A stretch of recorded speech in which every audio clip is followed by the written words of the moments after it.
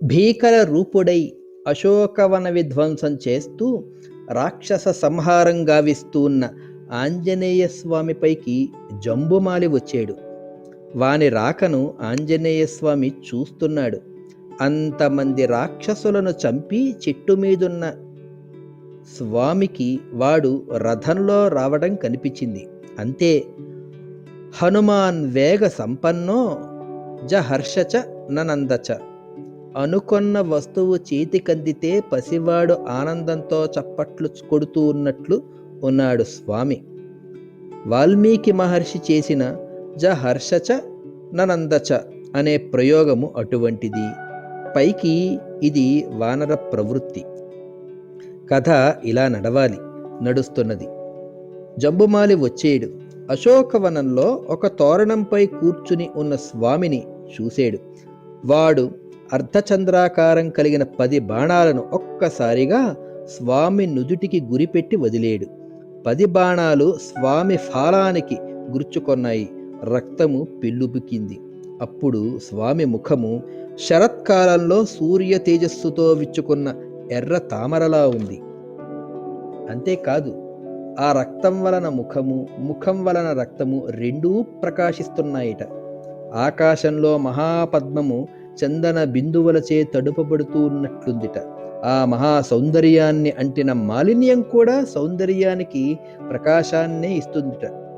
చంద్రునిలో మచ్చల, పద్మం చుట్టూ చేరిన నాచుల.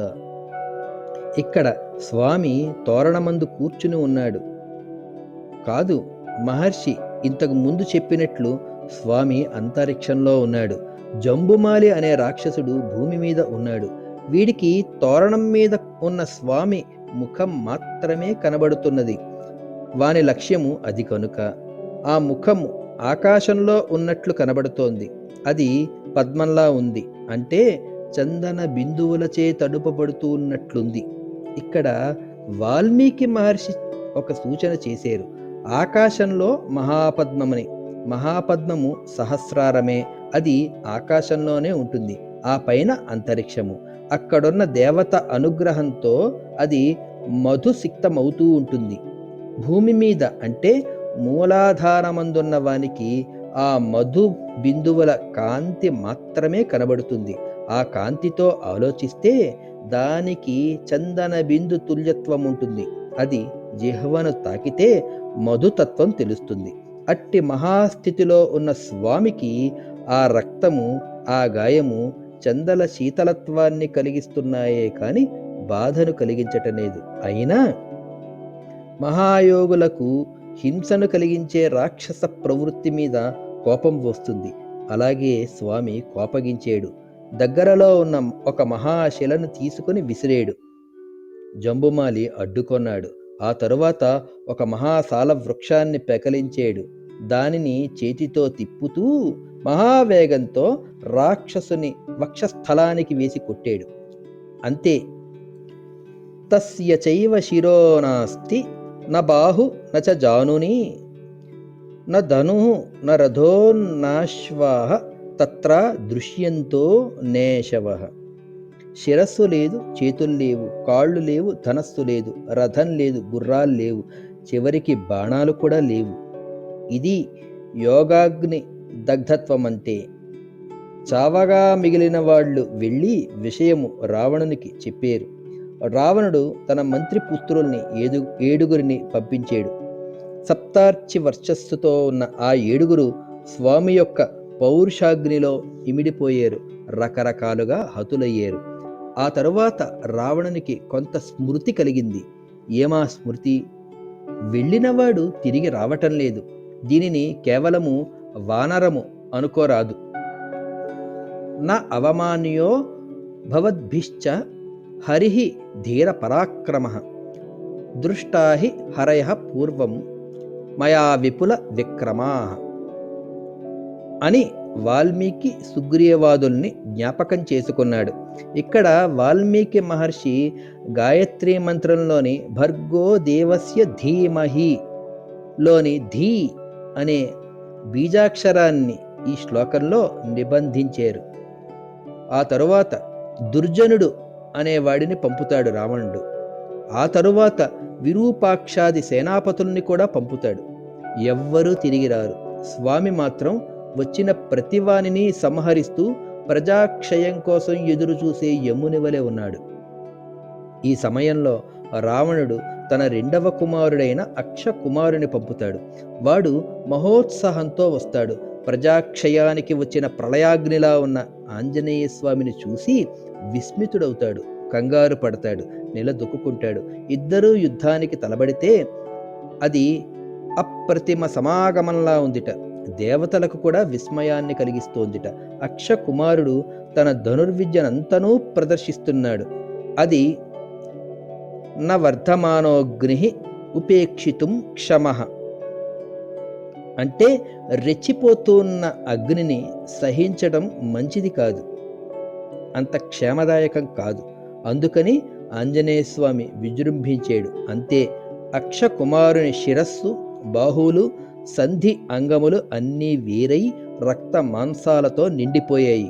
ఆ విధంగా రావణ పుత్ర హననము చేసిన స్వామి చకార రక్షాధిపతేర్మ హృద్భయం, అంటే రావణుని హృదయంలో భయాన్ని నాటేడు. భయమే మానవుని మరణము. స్వామి రావణునికి మరణ భయాన్ని కలిగించాడు. ఇదే శత్రుకర్షణ లక్షణం. అంటే సుందరకాండ ప్రారంభ మంత్రంలో సముద్ర లంఘనోద్యుక్తుడవుతున్న హనుమను శత్రుకర్షణ అన్నారు మహర్షి. ఇదే లయకార లక్షణము. ఇప్పుడు రావణునికి సన్నిహిత వియోగ బాధ ఏమిటో తెలిసింది. ఆ తరువాత ఇంద్రజిత్తును పిలుస్తాడు, పొగడుతాడు. దేవతలకు కూడా దుఃఖాన్ని పంచి ఇవ్వగలవు నువ్వు. నీకు యుద్ధకర్మలలో అశక్యము అనేదే లేదు. నాతో సమానమైన తపోబలాలు కలిగిన వాడివి నువ్వు అని పొగిడి నీవు వెళ్ళవలసింది అని ఆజ్ఞాపిస్తాడు. పర్వకాలంలో సముద్రంలో ఉప్పొంగుతూ ఆ రధికుడు, ఆ ఇంద్రజిత్తు బయలుదేరాడు. రణపండితుడైన ఇంద్రజిత్తు ఆంజనేయ స్వామికి ఎదురు వచ్చాడు. యుద్ధం ప్రారంభమైంది. ఇద్దరూ వేగ సంపన్నులు, ఇద్దరూ రణకర్మ విశారదులు, ఇద్దరూ సర్వభూత మనోగ్రాహులు. ఇద్దరూ తలబడితే హనుమతో వేద న రాక్షసోంతరం న మారుతిస్తస్య మహాత్మనోంతరం. ఒకరి సామర్థ్యము మరొకరికి అంతుపట్టడం లేదు. ఇలా ఉండగా ఇంద్రజిత్తు విచారదశను పొందాడు. ఈ వానరుడు చంపడానికి ఎలానూ సాధ్యుడు కాడు, క్షీణ బలునిగా చేసి బంధిస్తే చాలు అని అనుకుంటాడు. అప్పుడు సాక్షాత్తు బ్రహ్మవరప్రసాదంగా పొందిన బ్రహ్మాస్త్రాన్ని ఇంద్రజిత్తు ప్రయోగిస్తాడు. ఆ బ్రహ్మాస్త్రాన్ని చూసిన స్వామి, బ్రహ్మదేవుని అనుగ్రహము చేతనే ఈ అస్త్రము నన్ను బంధించలేదు, దీని వలన నాకు భయం లేదు. ఎందుకు?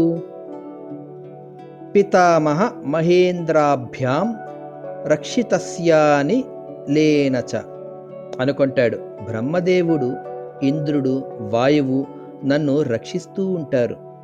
ఎందుకు రక్షిస్తారు?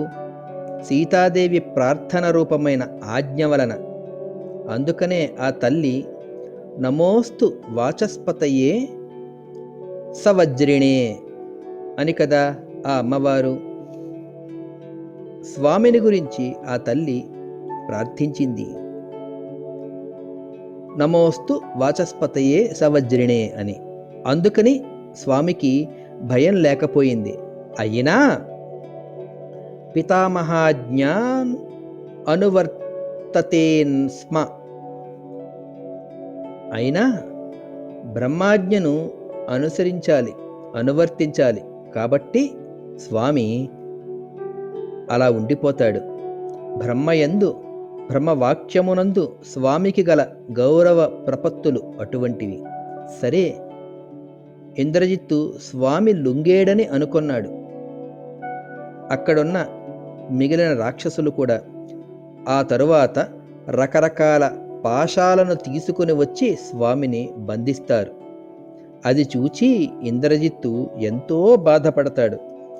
బ్రహ్మాస్త్ర బంధనమును పొందిన వానికి ఇతర పాశబంధాలు అంటకూడదు. అలా అంటితే ఏమవుతుంది? బ్రహ్మాస్త్రం విడిపోతుంది. ఆ తెలివి తక్కువ పనిని రాక్షసులు చేశారు. అందుకే అహో మహాత్కర్మకృతం నిరర్థకం. అయ్యో, ఇంత గొప్ప ప్రయత్నం కూడా నిరర్థకం అయ్యింది కదా అని ఇంద్రజిత్తు బాధపడతాడు. అయినా స్వామి దానిని తెలియని వాడి వలె ఉండిపోతాడు. రాక్షసులు తాళ్ళు కట్టి ఆ మహామూర్తిని నడిపించుకుని వెడుతూ ఉంటే మత్త గజాన్ని తోలుకుని వెడుతున్నట్లుంది. అలా స్వామిని తీసుకుని వెడుతుంటే రాక్షసులు అనుకుంటున్నారు, వీణ్ణి నేను చంపుతాను, లేదు లేదు నేను దహింపజేస్తాను, లేదు లేదు నేను తినేస్తాను. ఇలా పరస్పరము ఒకళ్ళతో ఒకళ్ళు మాట్లాడుకుంటూ వెడుతున్నారు. స్వామిని రావణ సభాభవనంలో ప్రవేశపెట్టారు.